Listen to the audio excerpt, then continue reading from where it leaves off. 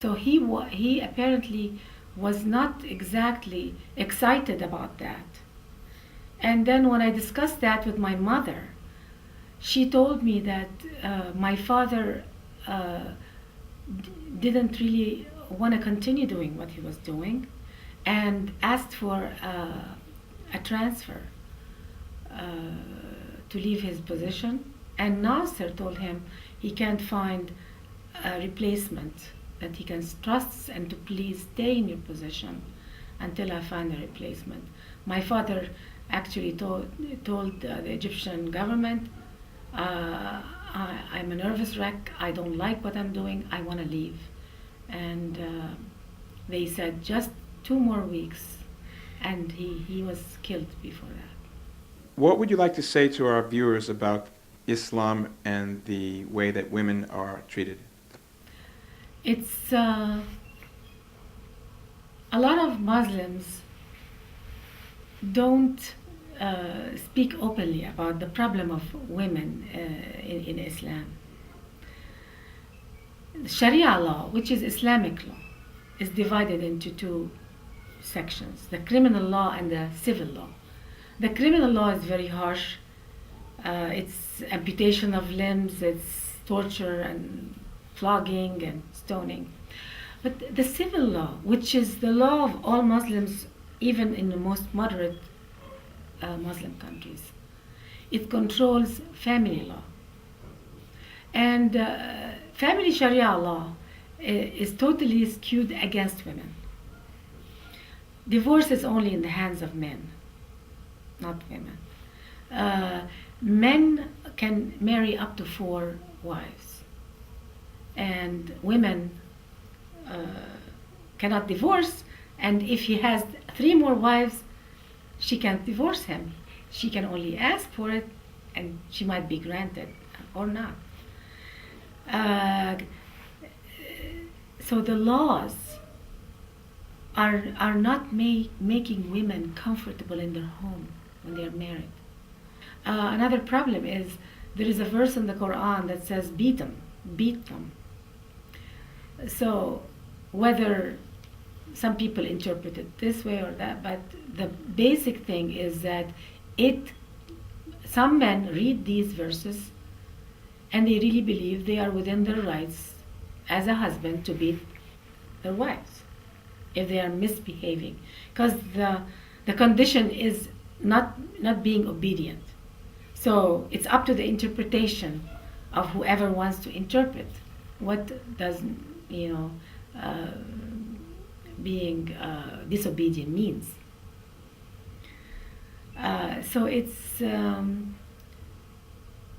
I saw women being mistreated, being beaten, women begging their husbands, please, you can have a mistress if you want, but please don't marry on me. I've seen women begging their husband to do that. I've seen bruises on our maids who used to come to clean our house, and you say, this is what my husband is doing. There is nothing called police or anything like that because it's within the law. There's nothing they can do.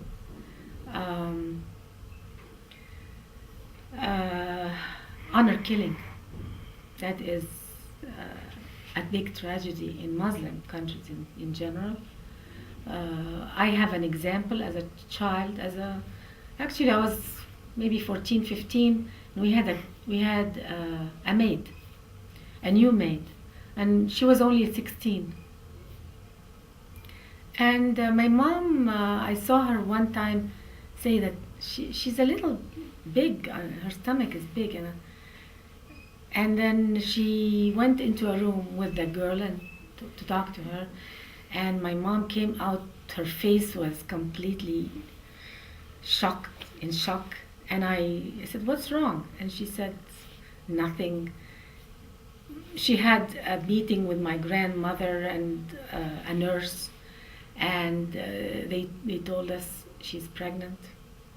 And the story was the house she was in before she came to our house. The man of the house, the husband, was raping her all the time. And one night, the wife caught him raping that young 16-year-old girl. And instead of blaming her husband, she blamed the maid that she seduced her husband, and she kicked her out in the middle of the night in the street. Then she came to our house, and we learned about this story. So my mom, we didn't have a man in our house. My brother was only 12 at that time, but still, it's scary for us to have a pregnant girl. That is something that is, it's a no-no. It doesn't happen in the Middle East to be pregnant out of wedlock. So my mom sent her to a government agency. And a few months later, the agent who brought her to us, my mom was asking him, how is that maid doing? What happened to her? And he told her, may God prolong your life, madam. That's the English. When in Egypt, may God prolong your life, as an answer means the person died. And my mom said, why?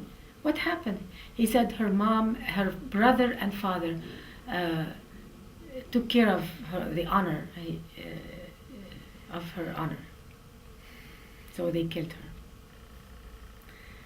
And that story was so impacted me so much. I was devastated because I knew the girl is innocent. She was raped. She had nothing to do. She's not the one who chose to work in a home. It's her parents who sent her to work. And they used to take her money too. She never took her income.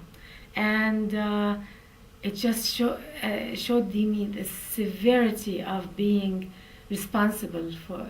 It's always the woman, it's always the girl who's responsible. Even if a man rapes a woman, it's probably she seduced him. It's never he did anything wrong. He had a wife, he had a home, and he still raped a little girl entrusted in his home. And some people actually in the Middle East, they truly believe that according to Islam, مَا مَلَكَتْ أَيْمَانَهُمْ, which means whoever you own, the owned, you can have sex with. And some men can interpret that whatever they please, as long as it's in their home, you own them. And this is how some people interpret the Quran. And I think this is becoming a problem in Saudi Arabia with Filipino maids. That's what I hear. That some Muslim men in Saudi Arabia, in many Muslim countries, when they have maids from anywhere, they rape them. And the story of that maid opened my eyes to all of these tragedies that we used to see in the Egyptian movies. These tragedies were very common in the Egyptian movies, but it was always far away. But the maid that we had made the story very close to me. Ms. Darwish, it has been a great pleasure speaking with you today, and I really appreciate you being here at Rabbi Rock. Please come again, and we wish you blessings. Shalom. Love is a love.